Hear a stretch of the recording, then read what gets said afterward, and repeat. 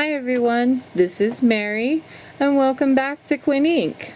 Today I am going to show you how to sew section 1 of all 4 parts together. So I have part 1 of section 1 and part 2 of section 1 as well. And so you're going to need a needle with a large eye hole, a pair of scissors, and of course you're going to need some thread. And the one I have here is called Coats and Clark's, and this one is called Outdoors. It's about 200 yards, 182 millimeters, and it's exterior. This one is really thick, so it will not break, as you can see. I like using this for a lot of my projects. And on top of that, you're also going to need the parts that you have crocheted. So if you did section 1, part 1, which looks like this, and section 1, part 2, which looks like this, make sure you have them both, which I actually have over here. And let's get started. Alrighty, so in order to get started, the first thing you're going to need to do is take your thread and make sure you have enough of a length to sew. This one's a little bit looks like bouncy. So I think that should be enough for me. So you're just going to cut it, and then you'll put it through your eye hole like this. That's why you have a nice big one. And you'll take the other end like this, put the two pieces together. I wrap them around my finger like this, hold it with my thumb, grab the little tail, put it over on top of my finger, and pull the loop over, grab the yarn tail, the tail of the thread, and then I just pull, and it makes a nice little loop. And then all I do is I slowly pull the thread through my fingers like this. That way I get out all the tangles. Alright, once you have that ready, you put everything off to the side, go ahead and grab the two pieces that you crocheted for section 1. So we're going to grab this piece and this piece, and you'll just put them together like this. If you're wondering what this black section is, this is a border that actually goes around the Batman symbol. This is the yellow that goes inside of the Batman symbol. You'll pinch up here, you'll pinch down below, turn it to the side, and make sure you always have these border sections lined up. We are going to grab our thread real quick with our yarn needle. At the very top right here of your work, you're going to make sure you're looking for the first 2 stitches or end stitches. You're going to put your yarn needle through both of those, pull on your yarn until you get to the yarn tail like this, and it has a loop through it. You're going to put your needle through that loop, and then you're going to pull again. Make sure to keep this piece right here, which is your yarn tail or your thread tail, straight, just like this, and then pull on it real nice and tight. That is how you start. Now you're going to be going in and out of the stitches like this. Make sure that you do not have too much space in between when you came out and when you're going in. Too much space may make it difficult for the piece where it might actually come apart more easily, so make sure you keep it pretty nice and close, and make sure you're going through the actual stitches like I'm doing here. As you can see right there, you can see this piece where I went in and I went out. And the only thing you're going to be doing is just sewing all the way until you get to the end of your piece. Make sure you keep your piece straight. So these pieces are lined up along with the blue pieces, which are lined up as well. And you will just sew all the way down. You can also get some pins so that way you can pin your piece. And whoops, I kind of messed up here. This is also called a whip stitch. So this is also something that you can do as well, where you go over your piece like this and you whip stitch it. We are actually going to go in and out of the stitches. Instead of whip stitching it, it'll look a lot nicer, and on top of that you will not have to see the black thread coming in. Excuse me, you will not see the black thread within your piece like this piece right here. This is very noticeable. Whereas if you want to do the whip stitch along the black thread right here, you are more than welcome to. You will not be able to see it because this is also black thread as well. I am going to sew this all the way until I get to the end, and then I will show you what it looks like, and we will move on to the next two pieces. Alrighty, so I decided to come back on camera because I am close to the border section right here. And the best way to align these two is to pull them apart like this. So this is part 1 and this is part 2. And as you can see, they're nice and lined up. That's how you know that these two are lined up. And all you're going to do is go straight through the stitches. You can also do, instead of whip stitching, you can also do the mattress stitch. Excuse me. That one is a very easy one to do as well. I don't like to do the mattress stitch unless I actually have stitches along the side right here of my work. Then it's easier to see where you're putting your needle. So I am just going to go in and out like this. You can also go in like this and then pull. Also be careful when you do that. As you can see right there, my thread almost knotted. So you want to be careful of knots. Then you always want to stop, flatten your work, and see if you have aligned your piece. Just like that. Okay, so I'm going to sew all the way down, and I will meet you right down here at the end and show you how to tie off. Alrighty, so I made it all the way down to the end right here. And I am going to put my needle through one more stitch, just like this. Now you're going to flip your work towards you like this, and what you're looking for is the very last stitches that you have made. Now remember, this is your bottom, so you should actually have stitches. So I'm going to go into this stitch and this last stitch right here. What I'm going to do is I'm going to put my finger right here where I have made a loop. I'm going to pull until I have a loop that goes around my finger. I'm going to put my needle through that loop on my finger. I'm going to pull my finger out, and then I'm going to put my finger through the next loop.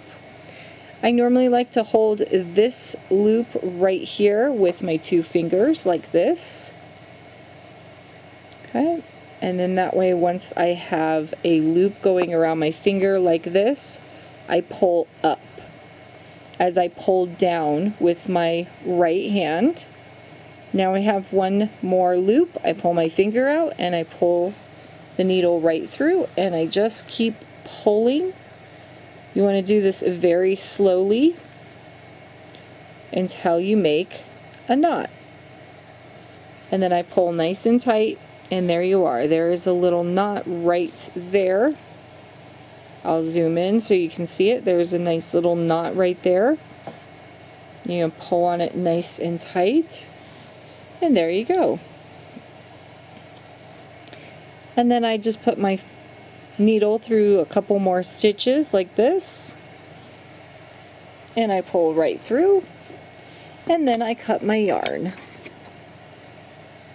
Just like this. And then since I have a little bit more thread, I will make another knot and use the rest of this thread to sew the next two pieces. And as you can see, if you flip it over this way and you look inside, you can see the black thread. It is a little bit noticeable, but when you come up onto the black yarn, this is not noticeable at all. Unless you pull it apart, and then there you go, you see the black thread. This is to hold your work together. So this is what it looks like. Okay? So then we will be moving on to section 1 of part number 3 and 4. Alrighty, so I'm back. We are now on section 1 of part 3 and part number 4. And as you can see, part number 3 looks like this one, and part number 4 looks like this one. This was the shorter one where we only had to do 17 stitches. And then we had that long piece of black section. Well, that long piece of black section will go right along this black section on part number 3. That is part of the bat wing, as you can see. And these are the two sections we are now going to be working on. So here is part number 4 that I have right in front of me. Make sure that this little section right here is pointing away, and this section is pointing more to the left. This is part number 3. As you can see, it looks more like the bottom of a bat wing. There is our border section right here, and then the outer border and the inner border of the yellow. You will take the two pieces again, like I am showing you right here, pinch them together, and turn your work. That way you have a better idea of what you are looking at. Always make sure to align your work like I'm doing right down here and right here with the border section. I would suggest getting some pins and pinning these sections so that way when you are sewing, your sewing doesn't pull like this and it is out of alignment. So that way it is more in line like this. And again, we're going to do the same thing, so I'm going to pinch the top right here. Bring this section towards me. Grab my needle and thread that is ready to go. And at the very top here, I'm going to find the last stitch of each row. So this is the last stitch here, and this one is the last stitch there. Pull my needle through both of those stitches until I have a loop like this. Pull my needle through the loop and pull. Make sure you have this tail straight as you pull down like this. Whoops. Turn your section towards you like this, and now you'll be working on the side. I am very sorry that you are unable to see that very well. I'm trying to get a better view for you. I hope that works. So you'll just go in through the back like this, go in through the front and up through the back, and like I said before, you're just going to go right through your stitches. Make sure you're actually going through your stitches. As you can see here, I am going right straight through my stitches.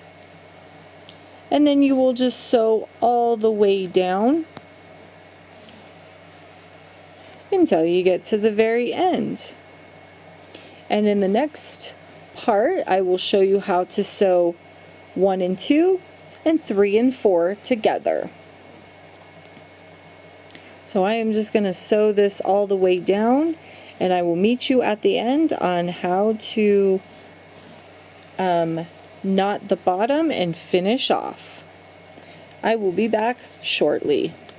So I'm back, and one thing I completely forgot to mention is this is the part right here where you can do the whip stitch. Something like this, where you pull your yarn over and go through your stitches. Pull your yarn over go through your stitches. This is how you whip stitch. And as you can see, the stitches on the very top right there, these little shiny pieces, those are the stitches. So you can do that. No one is going to notice it.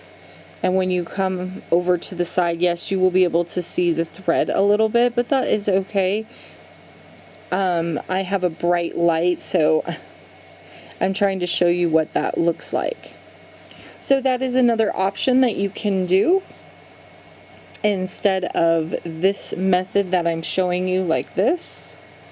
Whatever method you like, you can go ahead and choose. I like this method the best. I feel like it's more invisible and it doesn't show off as many stitches. Okay, so I will meet you closer down to the bottom. Alrighty, so we are closer to the bottom down here, and as you can see, I do not have very much thread.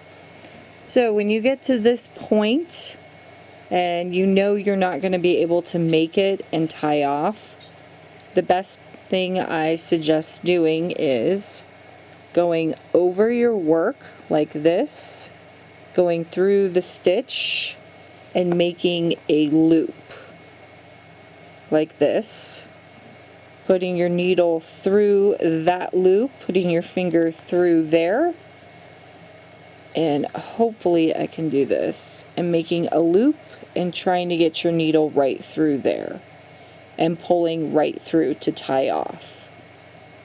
Now that you have made a knot, I'm just going to go back through like this. I'm going to grab my scissors and cut this thread like this. There we go. And then I am going to grab some more thread. Now you can grab a lot of thread or just a little bit of thread. I'm just going to grab a little bit of thread like this. And then I am going to put the new thread through the needle and make a new knot. And this should be very helpful as well as you go sewing more and more of these pieces together. That way, if you get closer into your work and you're halfway through and you run out of thread, just like I showed you right there, you will know what to be able to do. So you'll just pretty much make a knot, you will tie off, and you will tie on the new thread. And if you cannot remember where you have tied off, pull your piece apart a little bit, kind of like a butterfly like this, and that is where it'll tell you where you ended. And you can put your needle right through there, like this. Pull on it until you have a loop. Put your needle through that loop and just pull. And yes, my thread tail is pretty long. Cut it. And then you can just start sewing all over again. And since I have a little bit of thread, I will use this to finish off parts 1 and 2 and 3 and 4. Okay, we are getting closer to the end now. When you get to this point right here, you can stop right here or you can go right through there, just like that, and then turn it to the side and look for the very last stitches, like that. Put your needle right through there. Put your finger right through that thread of loopage, just like this. Put your needle through that loop. Pull your finger out and hold it with your 2 fingers as you pull to make that new loop. Pull up, pull down. Put your needle through that last loop, pull your finger out, and pull to make a new knot. Pull your needle right through just like this and cut. And there we are. And then of course I am going to make a knot because I'm going to use this on parts 1 and 2, 3 and 4. And there we go. Put that off to the side. And this is what 3 and 4 look like connected. Okay? So now we are going to move on to connecting this section to the next section. I will be back in just a moment to grab them. Alrighty, I am back and I grabbed sections 1, as you can see right here, and section 2 that we just sewed. Now we have section 3 and section 4. You're going to connect them right where this little black square is, and it's going to go at the very top right here to connect and start forming that bat wing that I keep talking about. Okay, so you're going to pinch at the top, pinch at the bottom with the blue section, turn your work as best as you can, and as you can see, there is that black square, and here is that black section of the Batman, or excuse me, of the bat wing that we have. I'm going to pull that closer to you. Find both of the stitches on the very top right here. Put your needle through there. Put your needle through a loop opening. Pull on it nice and slowly so we can get that connected. Just like that. And there you are, nice and connected. And then you can just start sewing along the side. Putting your needle through any of the stitches. I normally pinch it with my forefinger and thumb, so it kind of gives me an idea of where I'm going to put my needle.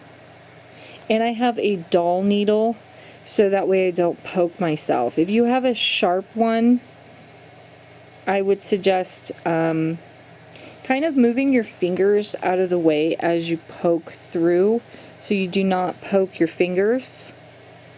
You can also use one of those, you put them on top of your fingers, and that way when you poke them it does not hurt your finger. They're metal. My grandmother used to have one of those. I do not.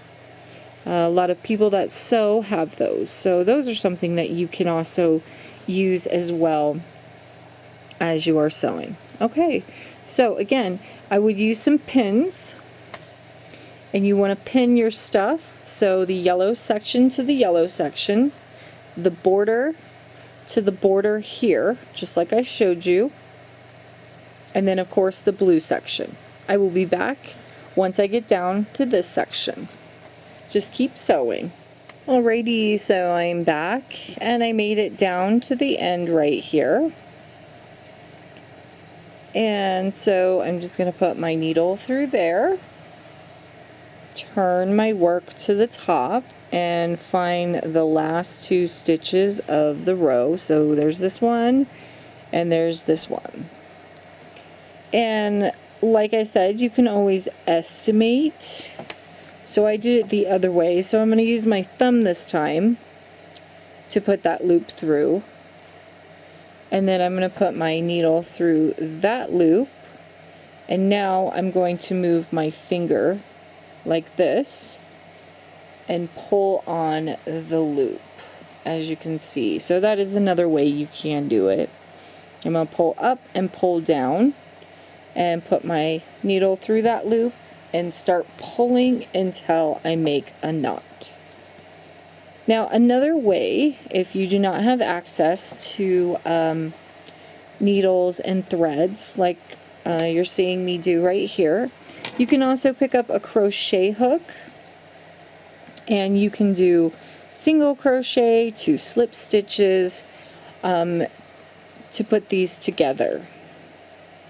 And that is another really good way of trying to put your work together without having to need needle and thread like you see here.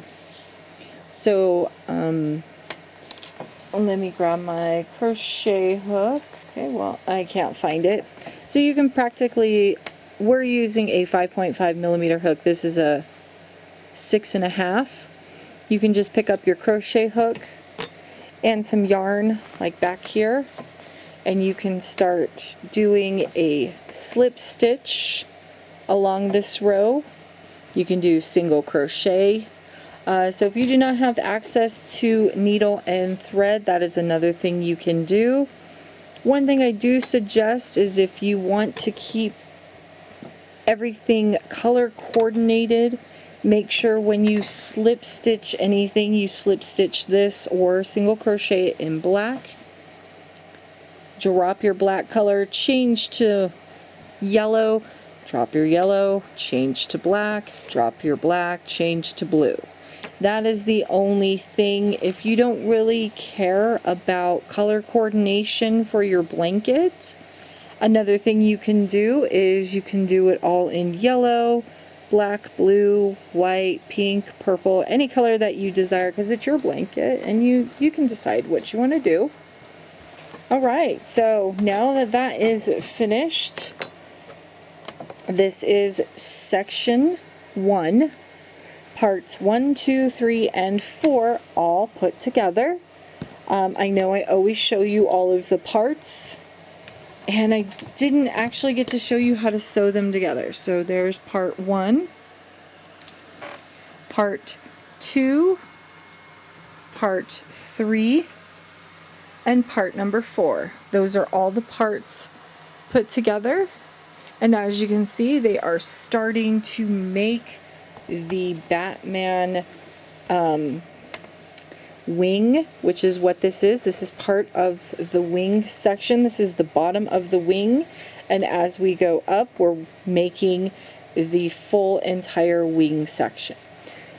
I hope you enjoyed this video. I hope this was very understandable, and on top of that, I hope that shows you exactly how this section is going to look and how to put each of the parts together. I completely forgot to show that, and if I didn't, I did it in another video. I do not remember. I have gone back through all my videos and it could not find me sewing any of these parts together. So this video will be sewing together section 1.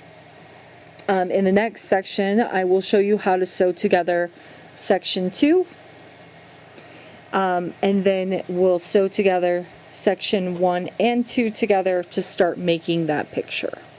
Okay, until next time, I hope you enjoyed this video. Please do not forget to subscribe, scroll down, leave me a comment, and don't forget to hit that like button so I know that you're enjoying this video. And until next time, everybody, happy crocheting. Bye-bye.